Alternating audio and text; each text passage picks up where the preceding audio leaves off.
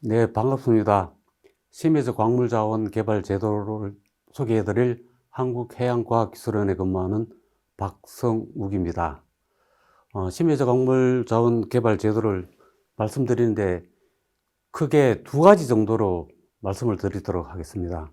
첫 번째는 심해저 광물자원 제도가 태동하게 된 배경부터 시작해서 현재까지의 논의 동향이고, 두 번째는 지금까지 논의되는 동향 중에서도 앞으로 우리나라가 심해저 광물자원 개발을 위해서 가장 핵심적으로 맡아들기에 될 가장 핵심적인 부분 중에 하나인 심해저 광물자원 개발 규칙에 대해서 말씀드리도록 하겠습니다. 예, 심해저 광물자원 제도에 대해서 말씀드리도록 하겠습니다.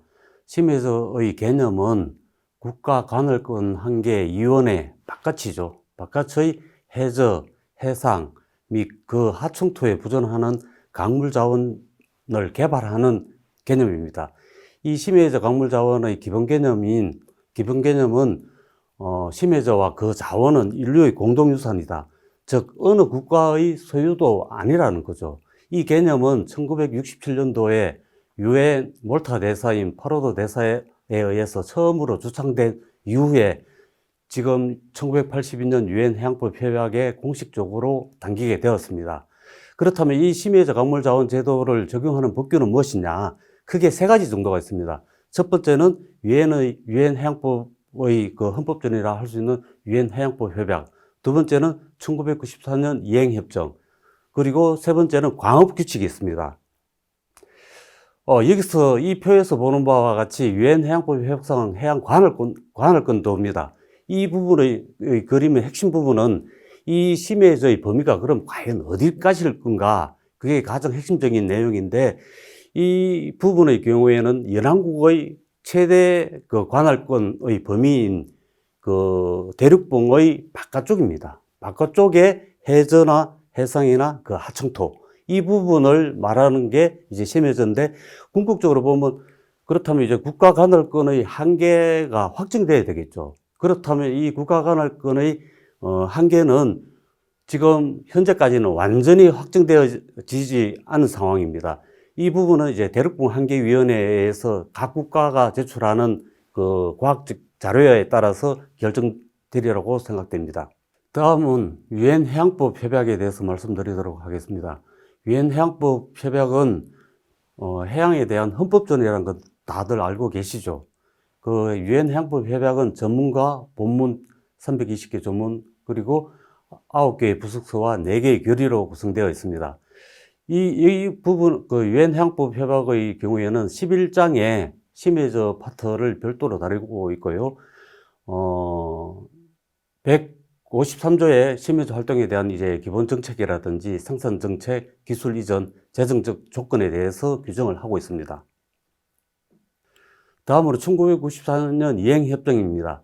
이 이행협정의 경우에는 82년 유엔 해양법 협약의 심해저 제도 그 자체가 어떤 그 통제 경제 체제를 반영하였기 때문에 미국이라든지 프랑스 이런 어떤 자유 경제 시장의 국가들이 반대를 많이 했습니다. 그래서 이 94년 이행협정의 경우에는 82년도에 심해저 제도 중에서 어떤 강제적 기술 이전이라든지 어떤 생산 제한 정책, 그리고 뭐 재정적 조건, 이런 부분들을 어떤 자유경제시장 원칙에 맞게끔 수정한 게 1994년 이행협정입니다. 다음으로는 이제 심해저 광업규칙인데, 심해저 광업규칙의 경우에는 두 단계에 걸쳐서 광업규칙을 만들고 있습니다. 첫 번째는 어떤 광물 자원을 개발하는 데 있어서 어떤 탐사 단계에 적용돼야 할 규칙, 그리고 개발 단계에 적용해야 할 규칙, 이 두 단계로 나눠지는데, 지금까지는 어떤 그 탐사 단계에 관련된 광업 규칙이 제정되었습니다. 이 광업 규칙의 경우에는 심해저 광물 자원의 종류가 세 가지입니다. 망간 단계, 해저 열수 광산, 망간각, 이 세 가지인데, 이 탐사 단계에서 적용돼야 할 광업 규칙이 모두 제정되어 있습니다. 그리고 광업 규칙에서 각 체육들한테 부담돼야 할 의무는 광고를 포기해라, 그리고 자료를 제출해라, 환경을 보존해라, 그리고 훈련 제공, 이런 의무가 있습니다. 이런 의무가 있고, 이런 부분을 이제 채약자하고 채약자를 보증하는 이 보증국이 상호 협력하에 광업 규칙을 이제 이행하는 그런 프로세스가 되겠습니다. 다음으로 이제 심해적 광물 자원 개발하는 데 있어서 크게 한 3가지 정도의 하나의 특징적인 요소가 있겠습니다. 이 병행 개발 체제라고 하면 이 심해적 광물 자원은 인류의 공동유산이다. 그렇다면 이 인류의 공동유산을 어떤 식으로 개발할 건가?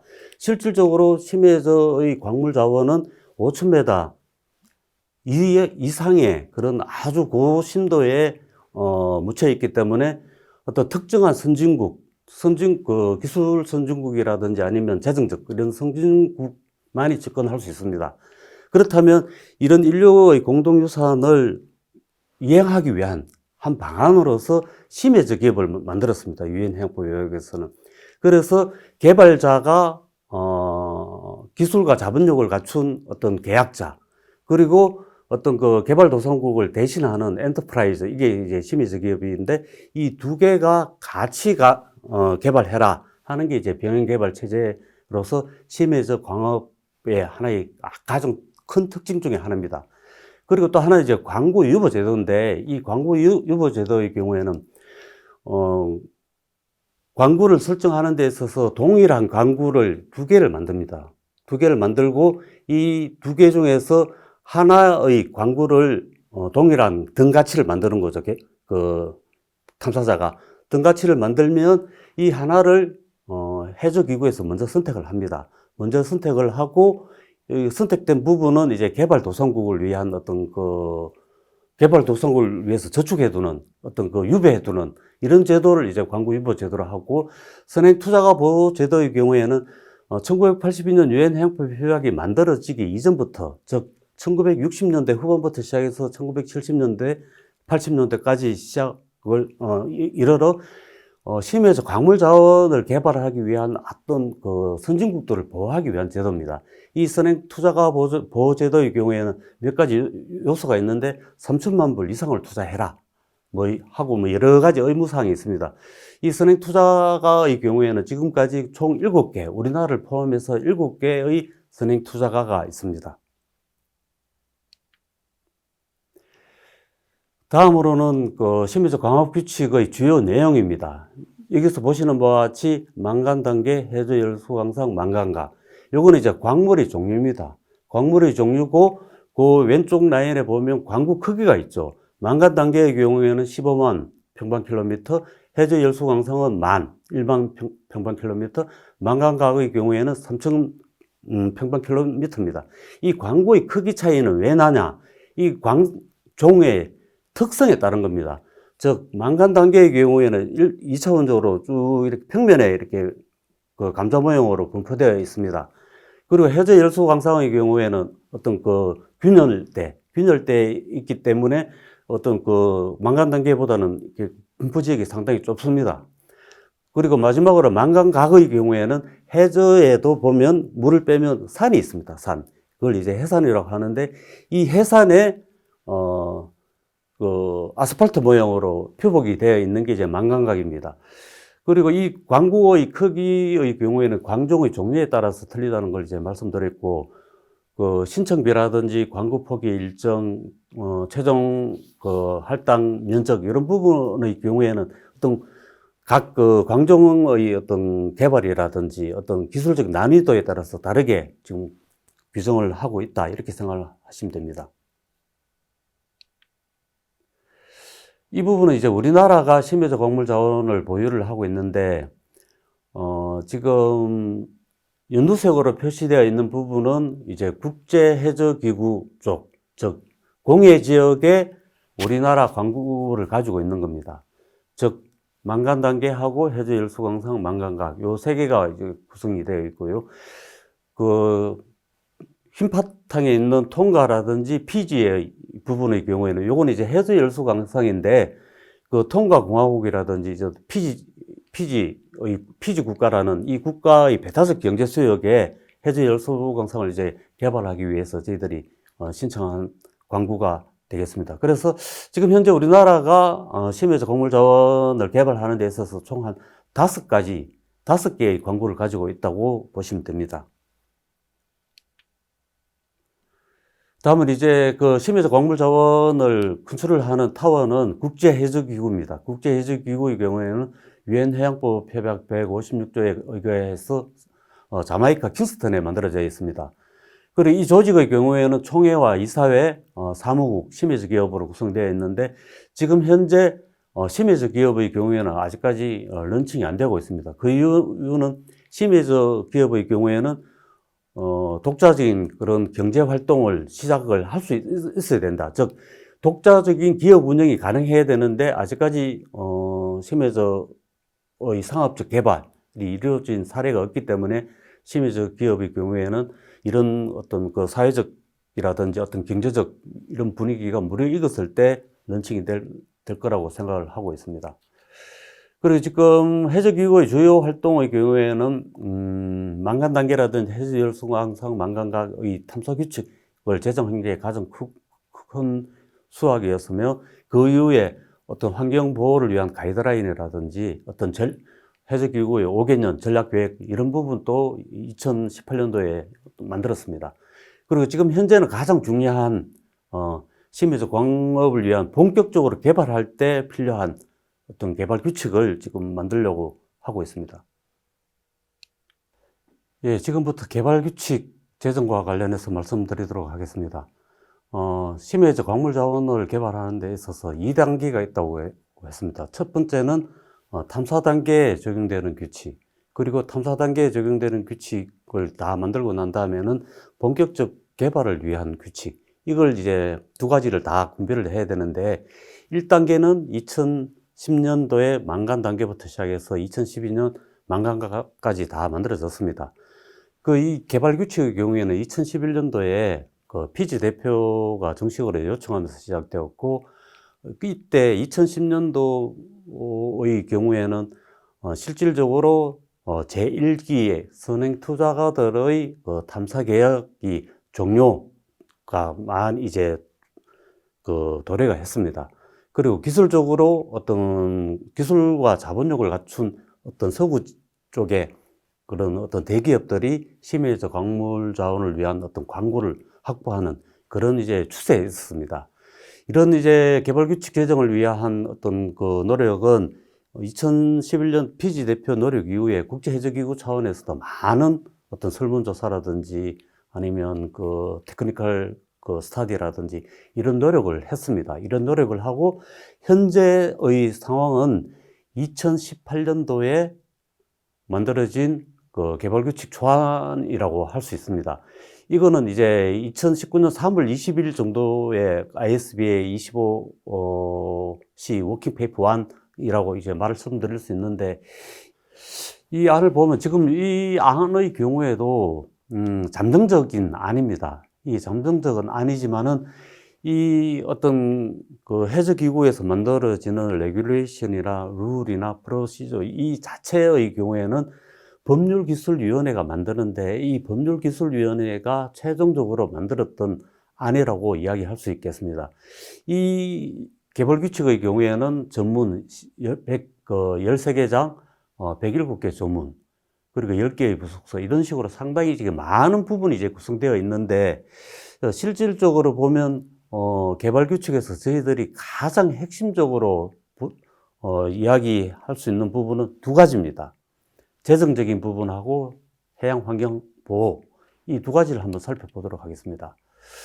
이 재정 조건의 경우에는 유엔 해양법 협약과 이행협정에 나와 있죠. 즉 이제 유엔 해양법 협약의 경우에는 재정 조건에 대한 원칙이라든지 어떤 행정 비용을 위한 수수료의 규모, 이런 부분이 쭉 이렇게 많이 규정이 되어 제3부속서에 규정이 되어 있는데, 이행협정에서는 이런 재정적인 조건을 과감하게 다 없애버립니다. 왜?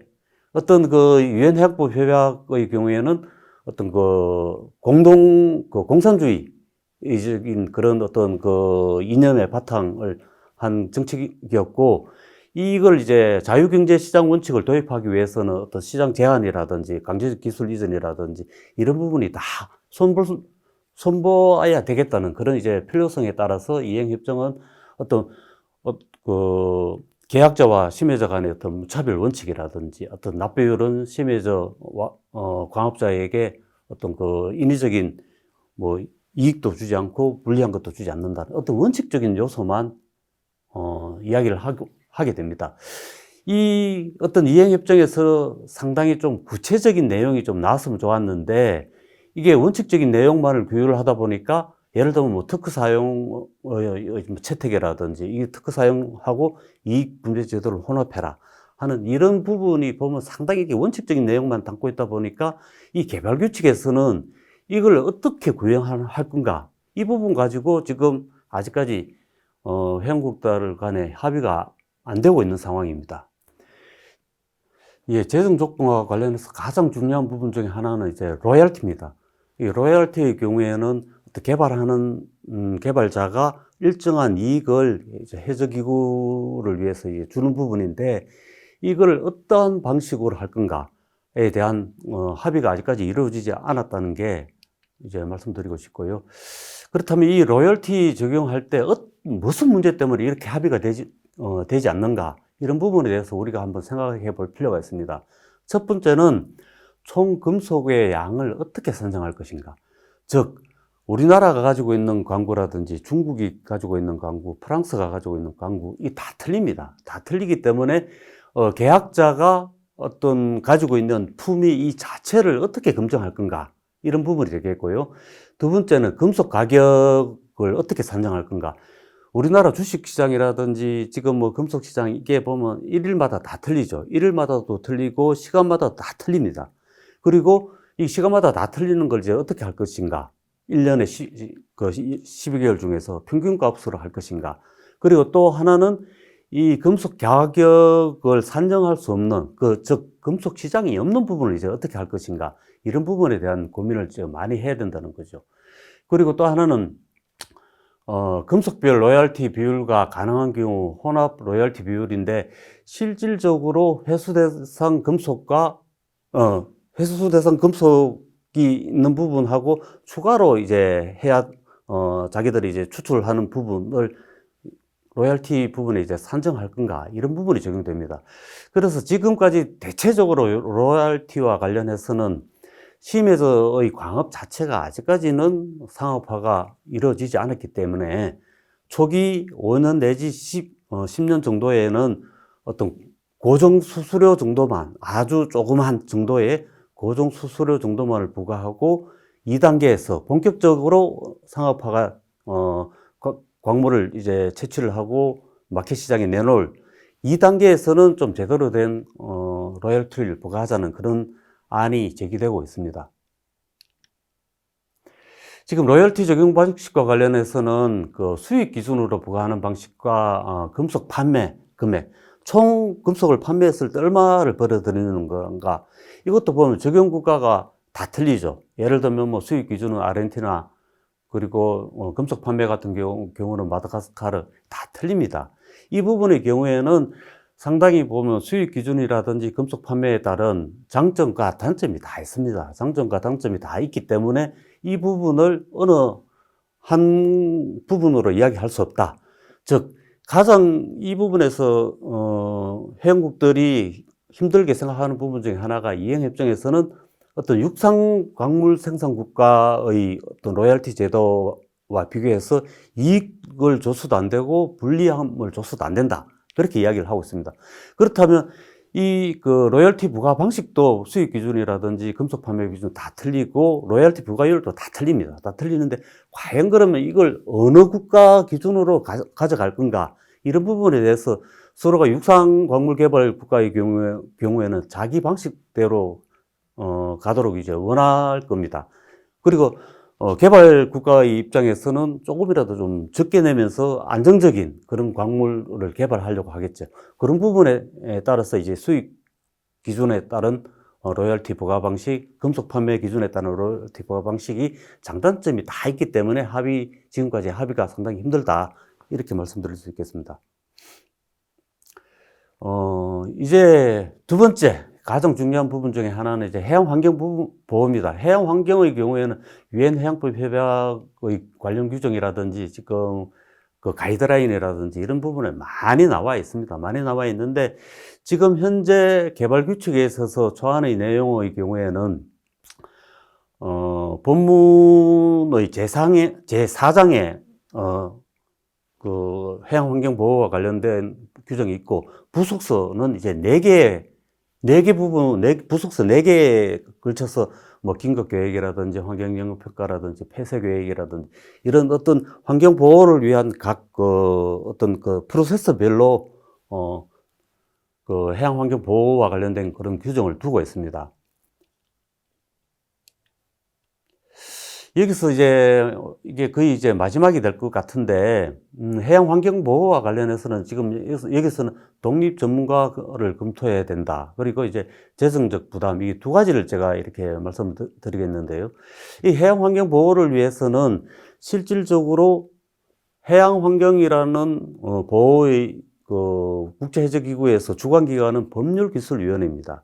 법률기술위원회인데 이 법률기술위원회의 경우에 구성 멤버 자체가 해양 환경 보호를 위한 전문가들이 많지 않습니다. 많지 않고 로여 그 법률가들이라든지 어떤 뭐 경제학 박사라든지 이런 쪽의 전문가들이 상당히 많습니다. 많기 때문에 실질적으로 해양 환경과 해양 환경 보호를 위한 어떤 생태적인 그런 전문가들이 적기 때문에 이 독립된 전문가 검토가 필요하다는 부분은 해양 환경 보호는 결국은 이제 생태적 건전성을 보호를 해야 된다. 그러기 위해서는 어떤 다양한 전문가 집단의 검토를 필요하다. 이게 이제 서구 쪽에 그 진행 요청 사항 중에 하나인데 지금 현재 이 독립된 전문가 검토 부분의 경우에는 이제 법률기술위원회의 어떤 그 권한과 어떤 충돌되는 이런 부분이 있어서 독립된 전문가, 그 해양 환경 보호를 위해서 독립된 전문가를 의무적으로 받아야 되는 것이 아니라 어떤 법률기술위원회가 특정한 규정이나 규칙을 뭐 가이드라인이나 이런 걸 만들 때 이 독립된 전문가가 아니라 해당 전문가들의 어떤 자문을 받으면 되지 않느냐는 이런 쪽의 논의가 지금 상당히 충돌하고 있는 부분이고요. 두 번째는 이제 해양 환경 보호를 위한 재정적 부담으로서 세 가지가 있습니다. 세 가지는 첫 번째는 환경이행 보전금, 그리고 두 번째는 보험, 세 번째는 환경 보상기금인데 첫 번째 환경이행 보전금의 경우에는 쉽게 말하면 개발자가 상업 개발을 시작할 때 어떤 해양 환경에 대한 피해를 생각을 하고 얼마간의 돈을 해적기구에 기타가 하는 부분입니다. 그리고 보험의 경우에는 해양 환경 보호를 위해서 어떤 우리가 뭐 일반적으로 생명보험 들듯이 보험을 들고 환경보상기금의 경우에는 개발자나 그 보존국의 책임 범위를 벗어나는 범위의 피해가 발생했을 때 어떤 해적기구 차원에서 전 지구적 차원에서 해양 환경 보호를 위한 어떤 기금을 만들자. 이 기금의 경우에는 궁극적으로 해양 개발자들의 어떤 기여가 많은 그 재원 확보의 수단으로 이야기되고 있습니다. 제가 지금까지 말씀드린 부분을 이제 정리를 하자면 심해적 광물 자원의 경우에는 인류의 공동유산이다. 이게 가장 기본적인 개념이고, 그렇지만 이 인류의 공동유산의 개념의 경우에는 결국은 이 광물 자원을 개발해서 개발도상국을 위해서 어떤 이익을 분배를 해줘야 되는데 해양 환경 보호를 위해서 지나치게 강조하다 보면 심해적 광업은 이루어질 수 없다. 그래서 어떻게 하면 심해적 광업, 건전한 상업적 개발하고 해양 환경 보호가 적절하게 미터시켜 줄 수 있는 이런 방안을 찾는 게 저희들의 지금 현재 고민하는 사항 중에 하나라고 말씀드릴 수 있겠습니다. 예, 여기까지 심해적 광물 자원 제도에 대해서 말씀드렸습니다. 감사합니다.